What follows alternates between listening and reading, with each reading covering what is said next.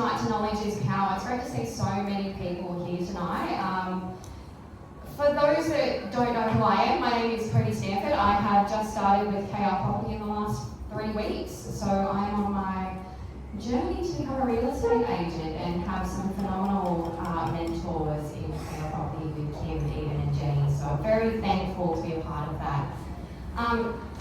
Tonight is all about real estate in general. So we have so many amazing local professionals here to just give you a quick insight into things that you may know but you aren't prepared to ask questions for, or a bit nervous to, or you don't know where to look, or things you really actually didn't know at all and you didn't know to ask the question. So knowledge truly is power.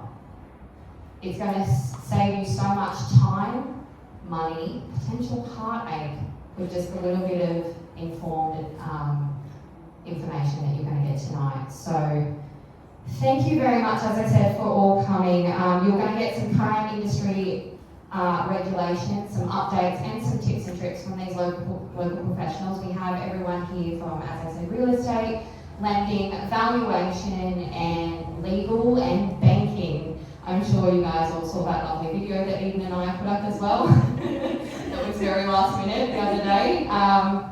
We have some various speakers here, including the Commonwealth Bank, Narrabri Shire Council, LMB Property Valuations. We've got Robin Watt Property Management here as well. We've got Local Land Services, KR Property, Regional Financial Services, and Bowl Lawyers. I think I've got everyone. Well done. Well done, me. You saw me running around. I was just trying to put a bit of a script together earlier. So how the night will go is we have speakers that are coming to talk to you for about 5 minutes, anywhere from 1 to 5 minutes. I will introduce each speaker, and then afterwards, when we get some more drinks and some more food, you'll be able to have a conversation with them about any questions that you may have. And network a bit more and just enjoy the evening. So the proceedings here won't take much too long, maybe about 40, 50 minutes, and then we will make sure you're fed. So again, okay, so first what we're going to start off with is the lovely ladies from the Commonwealth Bank. They're going to come and talk to you about all things lending. So we have 3 representatives here. We have,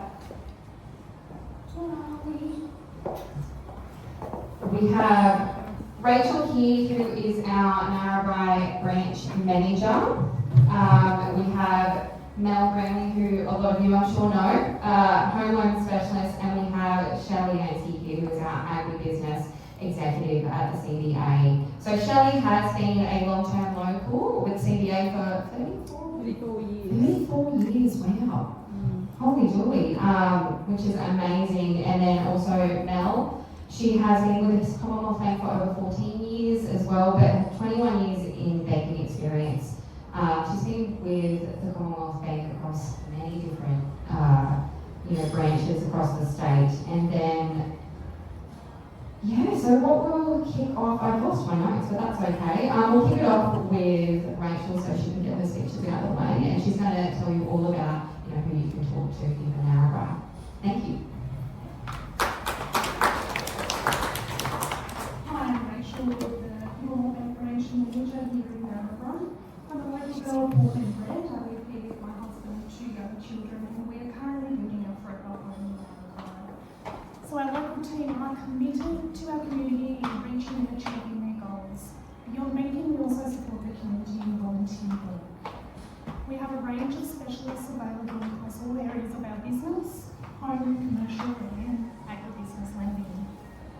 Our team at the local branch continue to with our specialist business lenders Steve Bob, Virginia Irwin, who are unable to make it tonight, and we've got Shelley Macy and Mel Bramley, who are home lending specialists.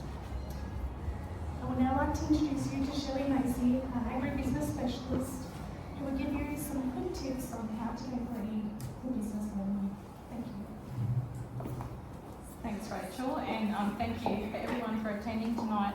So yes, I'm the agribusiness executive based out of Narrabri, but also across in this district quite often, and working with Mel and Rachel. So I'm not going to go speaking for too long, but just thought I'd give a quick 2-minute talk on how to be bank ready when an opportunity presents itself, because often, and especially I'm sure Kim can attest to it in the real estate game, those opportunities you need to be ready to move and to act.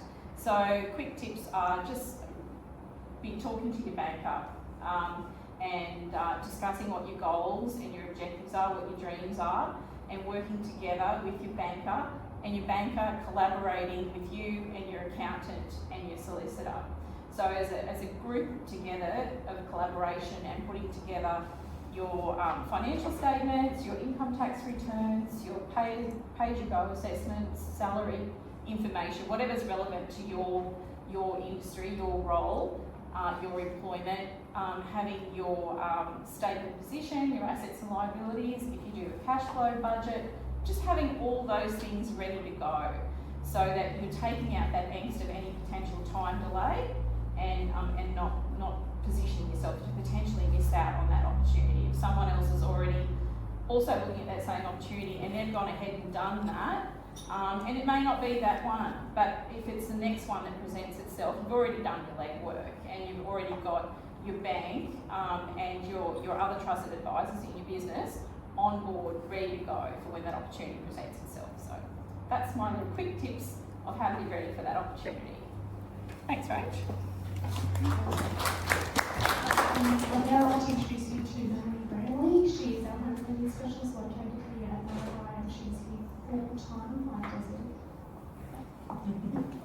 Thank you, Rachel. Hi, everyone. Thanks, everyone, for coming. Many people in the room probably already know me, but for those that don't, my name's Melanie. I'm the home lending specialist here at the Commonwealth Bank at Narrabri. I do all things home lending, whether it be buying your first home, refinancing an existing mortgage, or whether you're looking to invest or top up to do other goals and things in your life, such as go on that holiday, buy that new car. A couple of things that I just wanted to share today that people may or may not know. First of all is first home buyers.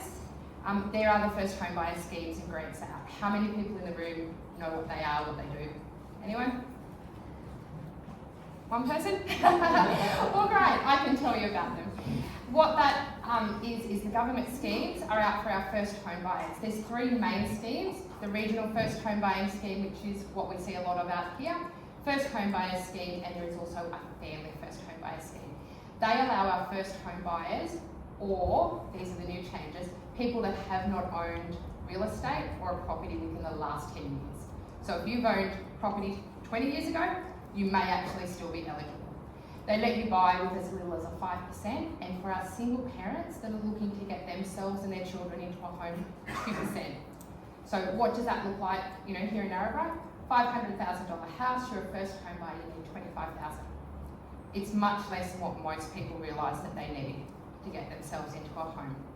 So that was just a quick tip on that. The other thing that I wanted to speak about was refinancing. Everyone at the moment is talking about the cost of living, mortgage stress. We've heard on the news, we've heard everywhere around being in mortgage prison. Because interest rates have risen, people are finding it harder to shop around and get that great rate.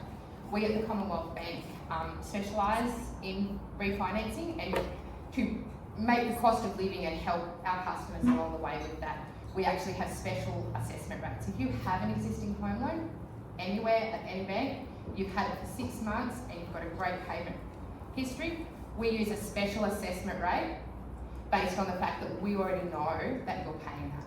So there's special assessment rates where you may ordinarily not be able to afford to borrow and refinance, then we can use special assessment rates to help you do that. So that's, so that's myself.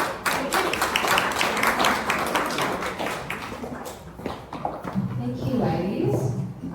Definitely for some information on the first home buyer scheme. Obviously, something that knew about that one. If you have any questions, after this is the time to go up to any of these 3 lovely ladies and ask all the questions that you have. Now, just going back, I did forget to mention that, just as a general disclaimer, guys, the information that we are speaking about tonight is readily accessible on various platforms. This is not advice that is given on your individual circumstances. So if you are seeking personal advice, then I would contact these professionals during their business hours and have a chat to them. I also did want to acknowledge the Gamilaroi people, the traditional custodians of this land, and pay my respects to all elders past, present and emerging as well. So continuing on from the lovely ladies at CBA, we are moving on to Manny Cunningham, who is with Regional Financial Services. So she's going to come and talk to us about the lifestyle loans. She's the director with various hats, I am told, including cleaner, and has been with Regional Finance Services for over 3 years, with a banking experience of over 20, which is amazing. Being able to tap into knowledge like that is very rare, so take advantage of this tonight.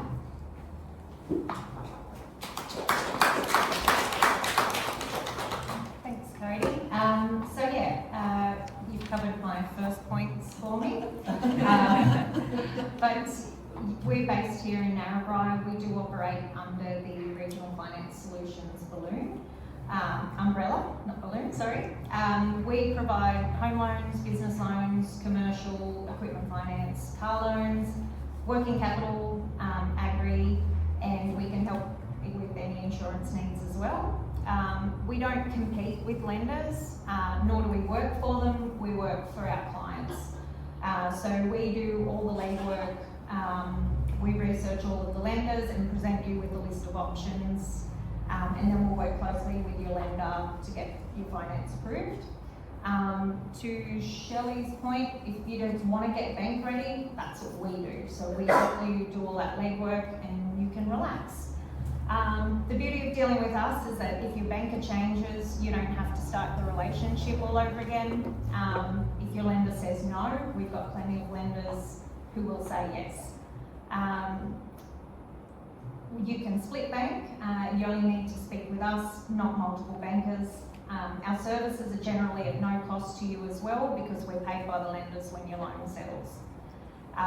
We also work closely with your realtor, your accountant, your solicitor along the journey. In addition to those services, we also have our own lending product, Lifestyle Loans and Lending, which is underwritten by one of our panel lenders. If you've ever looked into buying acreage for personal use, you'll know what I'm talking about. Lenders have guidelines around how many acres can be financed for personal use, and they all vary. Some lenders won't look at acreage at all. At a certain point, the purchase will be deemed as commercial, meaning you can only borrow 60 to 70% of the market value, and you'll also pay commercial rates and fees. Lifestyle loans is a unique lending offering because provided the property is used for residential purposes, there's services connected, you've got good credit history, and the property is marketable, we can help finance the property at 80% at residential rates and fees. So we'd love to hear from you if you've got any lending needs. We're locally based, we collectively have decades of experience, we support local groups and events, and we're here to help you.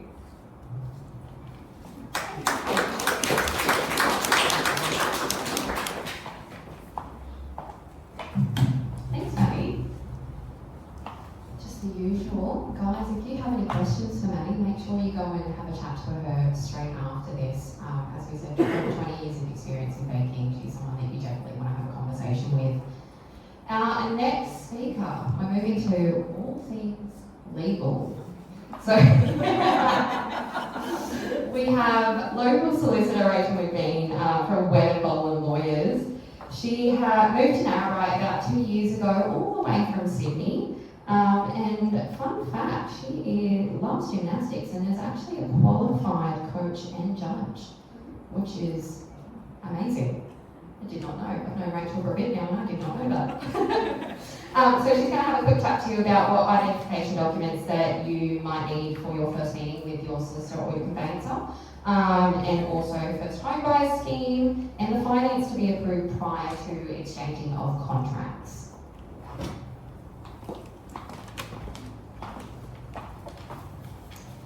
Thanks, Cody, for that introduction.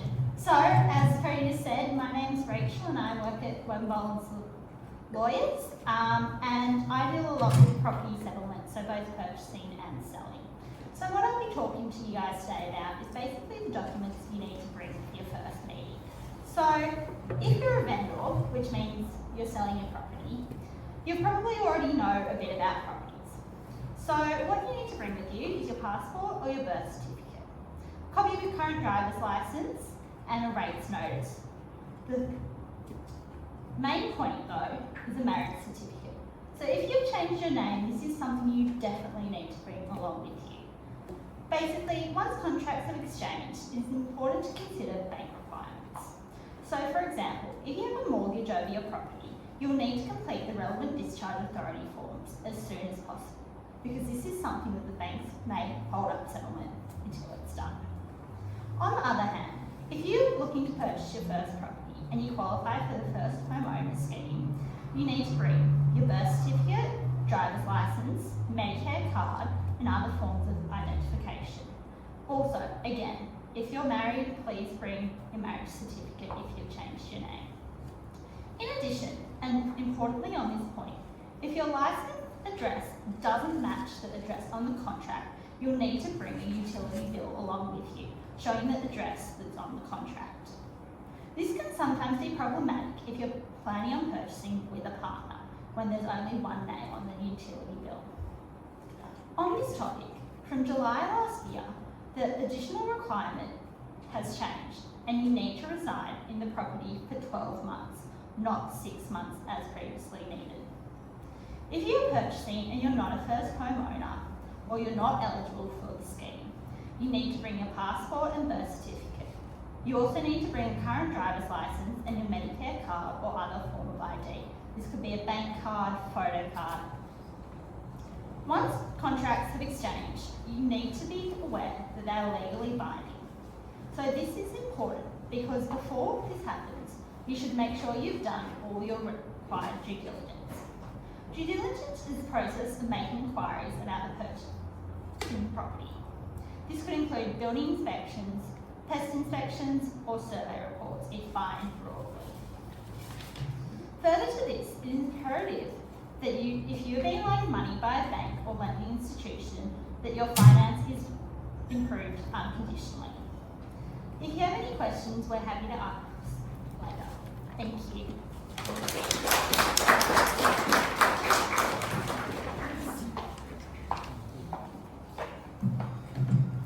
Thanks, Rachel. So we're close to halfway already. We're actually getting through this really quickly, but that's the whole point of the night, guys. We're not here to hold you up with hours of speeches. The best way to learn is by having a conversation. So the quicker we can get through these speeches, we'll get the hard-hitting points out there, the quicker you guys can have a chat. So next we have Margot Weeks from the Local Land Services. So Margot is the engagement officer and has been with Local Land Services for over 8 years, I believe. So Margot's actually going to have a bit of a chat about small farms and lifestyle blocks program. Hi, as Cody said, my name is Margot. I'm an engagement officer with the Local Land Services. I'm based in Gunnedah and I head the Small Farms and Lifestyle Blocks program. So this program is aimed at anyone that has a small acreage, lifestyle block, hobby farm, however you identify yourself, that's where my program sort of comes into play. So I run all sorts of workshops, and basically what I'm sort of hoping to do is form a network between like-minded small farmers, somewhere that you feel safe to go along and ask. You may feel they're a silly question, but they're not necessarily a silly question. And also to get a better understanding of your responsibilities as a small farmer. So even if you own, it can be an acre or less, you have like a pony or you have a couple of cows, a couple of sheep, just mowing the grass down. You as a land manager have responsibilities for local land services. So as you would hear in the media at the moment, we've got lots of things relating to fire ants, cane toads. Like I know we did have a couple of cane toads in Narrabri. So it's sort of up to everyone to be able to report those things if you happen to see them in your patch of dirt. So not necessarily farmers, big farmers or anything like that. It's sort of for everyone. So I suppose it feels a bit strange for me to be here because we're all talking like banking and insurance and lawyer stuff, but once you make that decision or you're looking at making that decision to buy a small farm, it's important to know that you've got a government agency that you can come along to and ask the questions, and we've got teams of people, whether they be vets, pasture management, invasive species, which is managing foxes, goats, deers, all of those pest animals.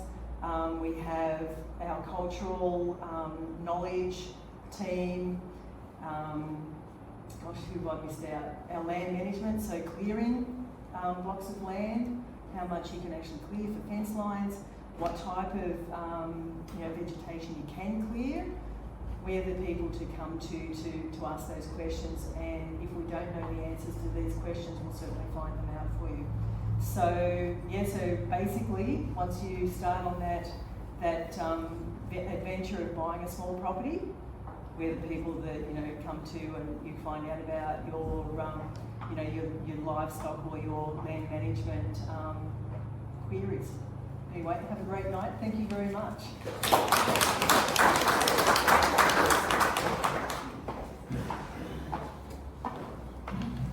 Thank you, Margot. As you said, we are talking about all things real estate. We're talking about all things real estate.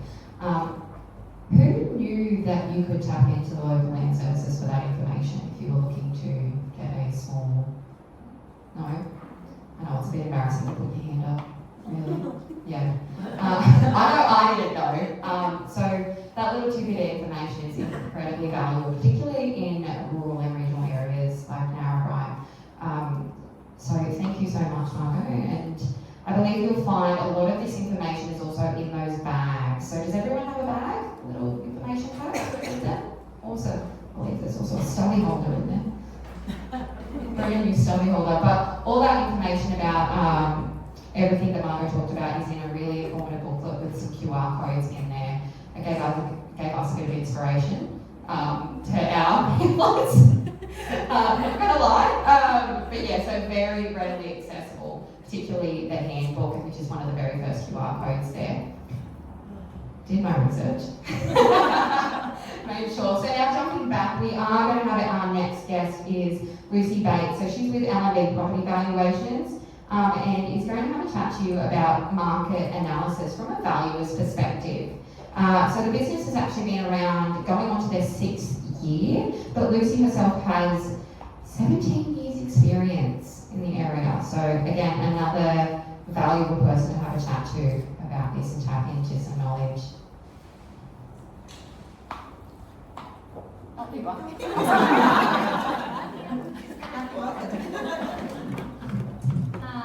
Thanks, Cody. As she said, I'm Lucy from Narrabri Property Valuations. We are a small family business. We also have 2 little kids that run around town at times. What I want to talk to you about is the importance of market value and how that's actually determined. Let's be realistic. The last few years we've had some pretty crazy turns in the regional areas. We've had droughts, floods, COVID, low interest rates followed by inflation in cost of living, and then continuous interest rates. So that makes you wonder, how on earth is a market value actually formed? And is every sale that occurs, is that actually fair market value? The answer is no. No, it's not. And it takes detailed sales analysis to determine a trend on whether that fits in range or whether it is a below market or above. Every sale has a story, Every vendor has a reason for selling, and every purchaser is looking for something in particular. There's some examples that I've got. So that in rural areas, there are often neighbouring sales that occur. You can find multiple neighbours that join you that will put in multiple offers, and that can push the price up, which then on individual sales can make that fall out of the range. There are other cases like deceased estates. You have families that are under pressure and they need to get a property sold, and they don't want to wait a certain time on the market, so they can sometimes take a price that is below that market. So there are a few different things that can make it not meet that, and it is my job as an independent property valuer to inform clients on what that market value is. And yeah, I'm just going to leave you with that.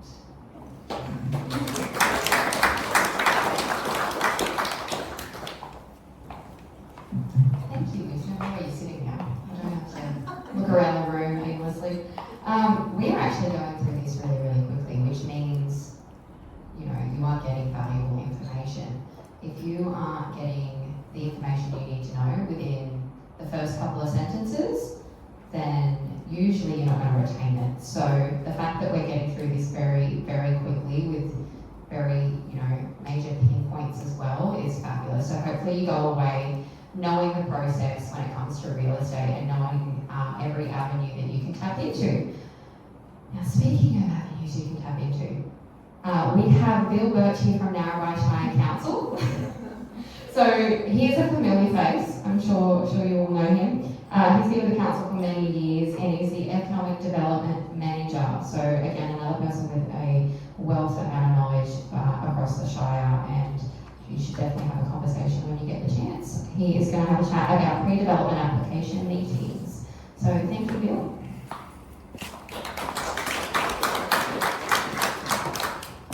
Well, thank you very much for that. Okay, so good evening everyone, and as has just been said, I'm going to be talking about pre-development application meetings.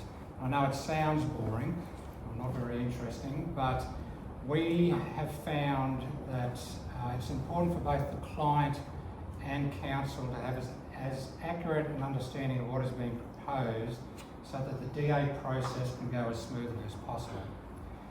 An example of how this works is that usually I'll have a broad meeting with the person initially if I don't know that person at all. And really what I want to get out of them is what it is that they're looking at doing and what are they proposing. And the discussion really comes down to things like, it always comes down to the type of business that they're looking to establish, the land size that they're looking at, whether the land is developed or undeveloped, so whether they want to build a purpose-built building or they're happy to sort of go with something that's already on there, on a property in general. Other things like location, access to be it road or rail or their customer base is always a good one. And usually, and the biggest thing is what is their time frame. And my experience is that by the time they get to council, their time frame is yesterday. So look, depending on what they say, whether it's very specific or the likes, I will be able to provide some initial information to them. And I might check on some specific planning issues or engineering issues, traffic aspects, and depending on the situation, I may actually be making some phone calls to real estate agents or to individuals, make some inquiries and report back to the customer. What I like to do is if they're not a client from Narrabri, I'll always invite them to visit Narrabri. I do that because I like to give them an introduction to the town, to the Shire, so that they actually know what's here. You know, people look at things online and they don't really get a good feel, I find. So getting them here is always a positive, I've found, and it always works out well for them as well. It's also an opportune time to have this titled a pre-development meeting, and we do that usually not just with me. I usually arrange a planner and an engineer, and I'll brief the planner and the engineer principally about what it is that what they want to talk about, what they're proposing by the time they get here. So we've done some pre-work, and really we then just like to advise them of what they desperately, or not desperately, but what they definitely need to actually consider when they're lodging a DA. This is really to stop them sort of lodging something and then us having to ask questions, stop a process, go back to them, and that's really where the time issues come into play.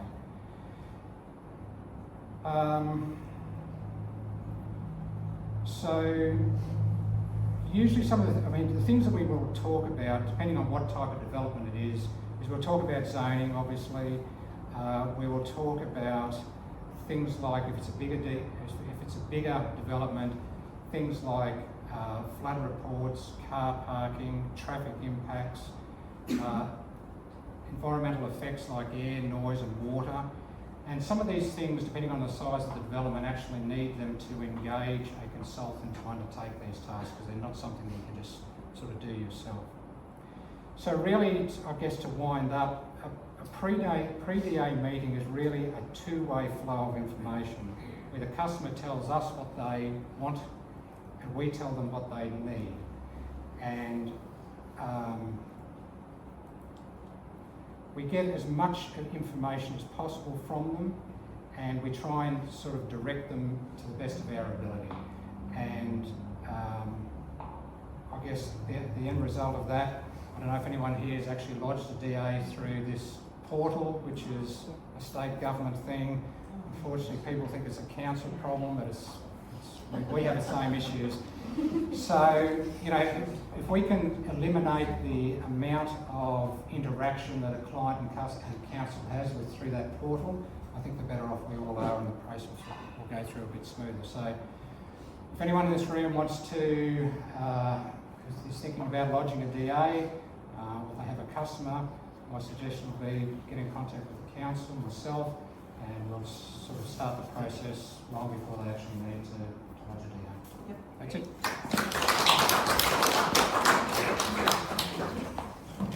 Thanks, Bill. I think that the key to take away from that is when we talk about DAs, we usually talk about the development application process.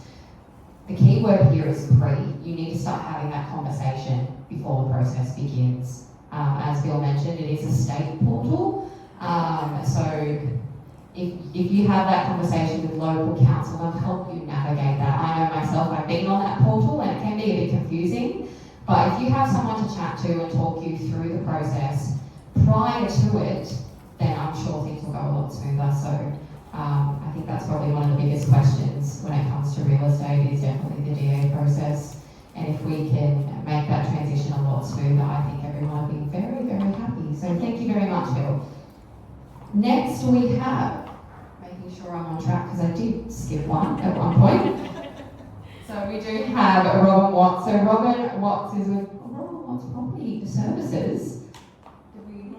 Yeah, we got it right, because I did say management earlier, so I'm just correcting myself. And so she's the licensee in charge, and we will be having a chat to you about engaging property managers, landlord insurance, rents and rental increases. I know we're all a bit interested in that one. It's a very heavy topic of discussion, particularly in this market. So thank you, Robin.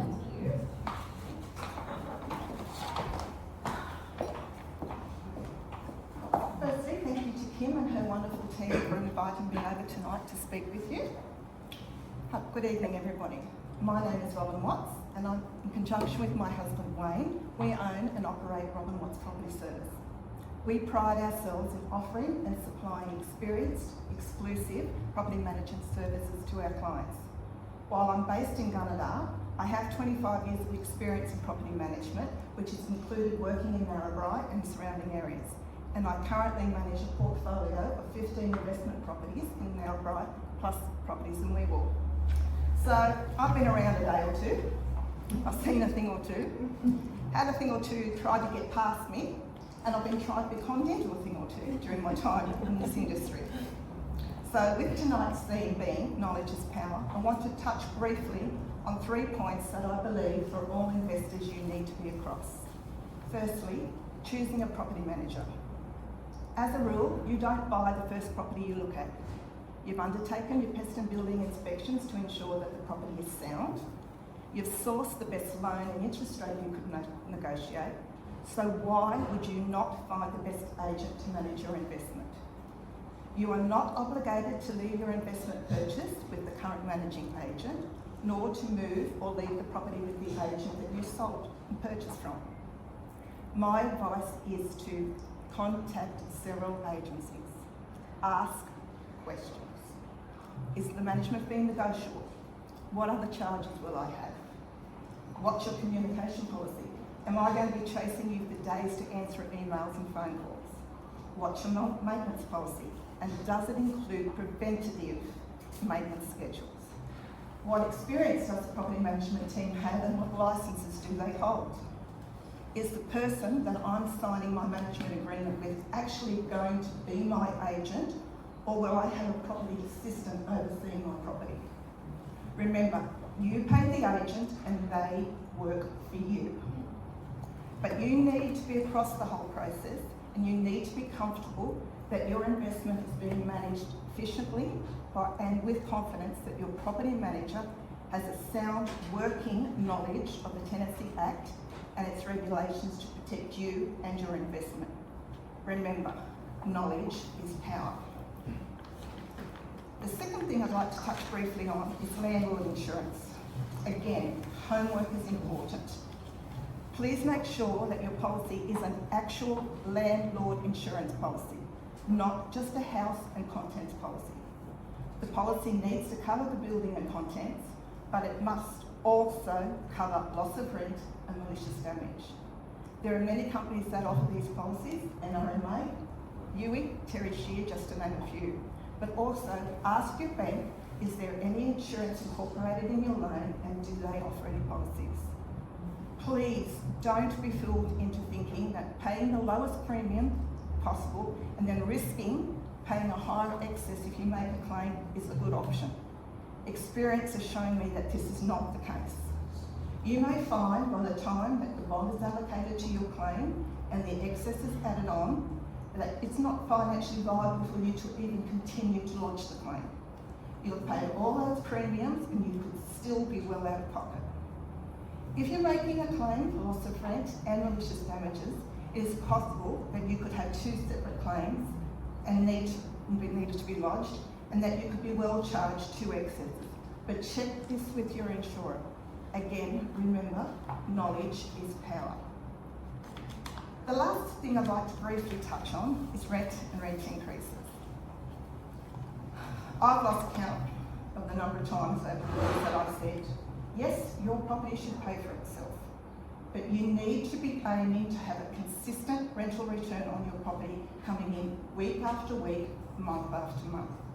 Achieving a higher than normal rental return is great, but if that tenant moves out and that property sits there for an extended period of time at that higher rate, any gains that you made previously will soon be lost.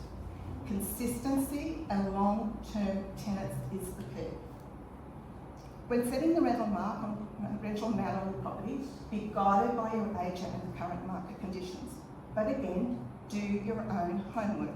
You can easily Google with the street and surrounding areas that you purchased in to give you a guide of what the market sits at. This is very important. Calculate what the combined charge equates to on a weekly basis for the rates, insurance and management fees, and this amount will give you a weekly rental starting point. The property needs to cover these three key areas as a minimum requirement. The current legislation only allows for one rental increase in a 12-month period, and if there is an excessive claim that excessive increases can be challenged by the tenants through NCAT, or you may know it as the Tenancy Tribunal. Factors such as increased rates, council rates, insurances, while especially currently are true pressures for investors, will not be deemed by the tribunal member as sufficient enough reason to pass on the order for the tenant to pay the requested increase. A reasonable increase can usually be absorbed by the tenant without any issue. Remember, consistency and long-term tenants are the keys. I hope these points that I've touched on briefly have given some insight into the factors as an investor you may need to know. Please feel free to speak to me after it if you have any other questions. And I feel confident that the information that you've heard tonight from the various other speakers will have helped you and highlighted that there are many factors to take into consideration when you're purchasing a land or a home or a property investment. Don't be daunted, don't be scared. Real estate is a sound investment. But I hope that the main key thought you take away from tonight is that knowledge is power.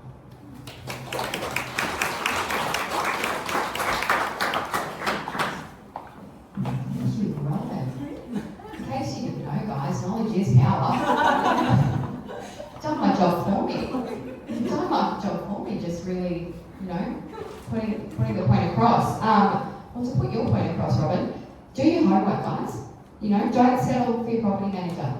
And also make sure that you check everything with your insurer. Make that call, reach out, go and have a chat to them. If you do that now, it's going to save you a lot of time and money later. One point that I really found interesting was the legislation that there's only rental increases once every 12 months. So that's also good to know as a renter. So for some of the people who are first home buyers and currently renting, that is something good to know, and it's also great for future reference. But the one key I got out there is that not just the key to your home, but to be consistent and have long-term tenants. That's your key.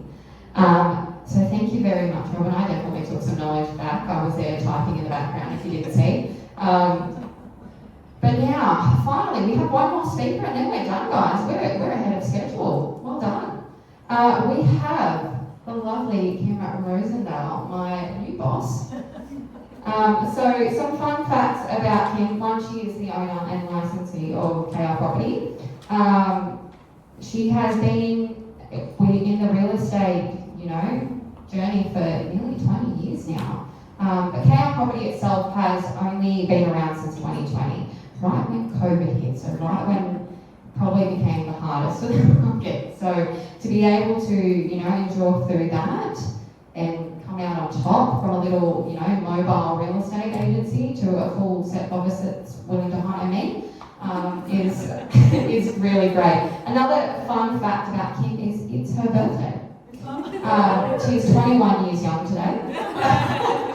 And she's going to have a chat to you about navigating the misconceptions of real estate. So anything from offers to gazumping, which I know apparently a few of you have questions about. So thank you, Kim. Thank you, Cody. Thanks all for coming. Righty, I'm going to get just straight into it. Firstly, who's been gazumped? Put your hands up. Rightio. So 31% of buyers reported being gazumped at least once, 26% admitted to gazumping other buyers, and 47% would consider it if it meant securing their desired property. So it's a problem as an agent we have to deal with and navigate those turbulent waters, because when it happens, whose fault is it? Not the vendors, it's ours. They come for us. So, rightio. What is gazumping and how can you avoid this happening to you? Gazumping occurs when an agent or seller accepts an offer you make to buy a property at an agreed price, but then that property is sold to somebody else. This usually happens when the vendor sells the property for a higher amount, but it can also happen when someone's maybe a cash buyer and they don't have the constraints someone else has. So they might even accept a lower offer to get the sale done quickly. If you are gazumped, neither the agent nor the seller are obliged to compensate you for any money you have spent on legal advice inspection reports, finance application costs, or inquiries. Your expression of interest payment will also be refunded in full if you have put it down. Also, there is a real fine line between being gesamt and simply having some competition when you put in an offer. Putting in an offer on a property and then spending weeks to try and arrange a mortgage can leave you open to a more prepared buyer, as you mentioned, which I'm going to go on, Shelley. So here's some ways how you can protect yourself. Ensure you have conditional pre-approval before you start your property search, because that also tells you where and what you should be buying. You don't want to be going for something that you're not going to get the loan for. Obtain a copy of the sale contract as soon as possible and have it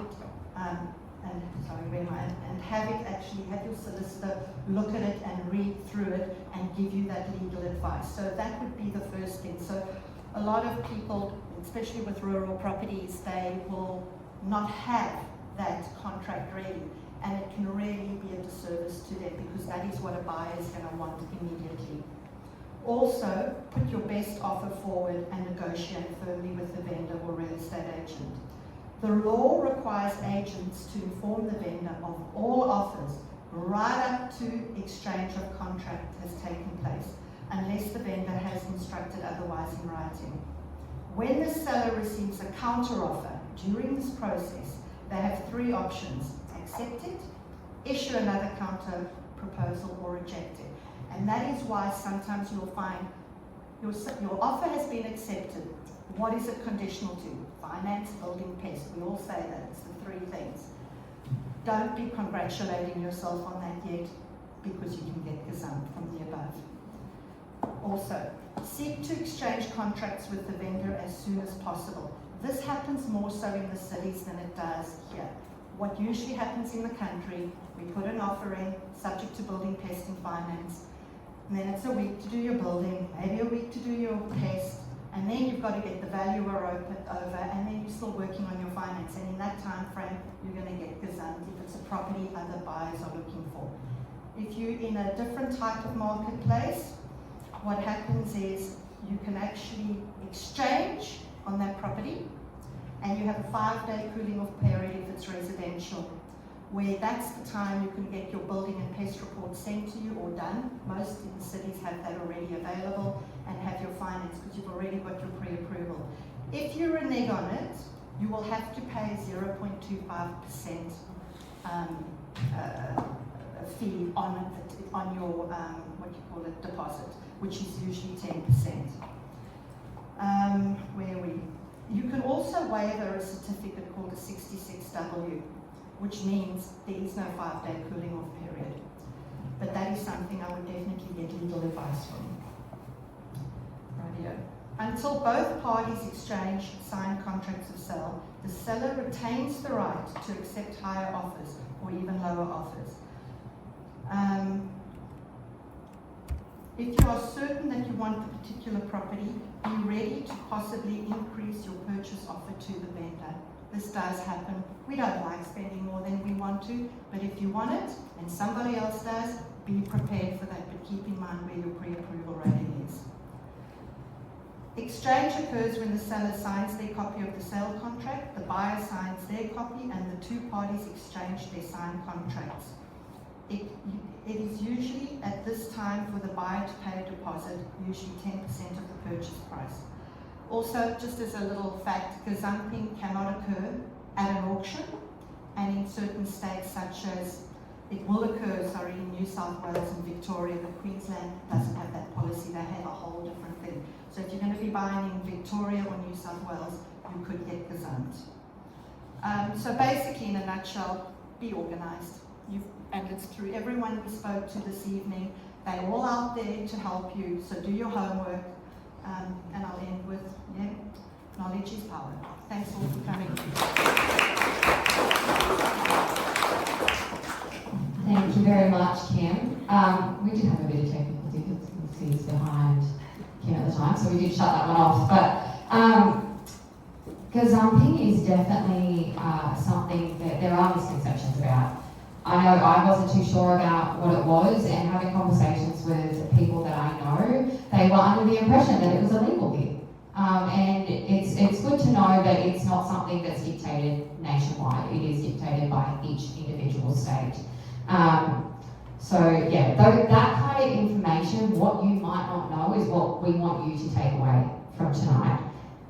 The key thing that I have taken away from standing in my little corner over there is that the entire real estate process doesn't begin with the paperwork. It begins with a conversation. Talk to your lender, talk to your real estate agent, talk to council, talk to your banks, talk to everyone before you start the process. The key word was pre. Do this before you're ready. Will you think you're ready? Because we can guarantee probably not. So if you have that conversation now, that's going to save you a lot of time, a lot of money, potential heartache, and you are going to walk away successful, whether it is purchasing, selling, or even renting. It is exciting to start the real estate process. Very, very exciting. It's also one of the biggest financial investments you will make in your lifetime. So you want to make sure you are doing it right. You don't want to be, I mean, we do have hiccups along the way, but if you can do everything on the right path, well, you can, why not? And by coming here tonight, you're one step ahead than a lot of other people. So thank you all.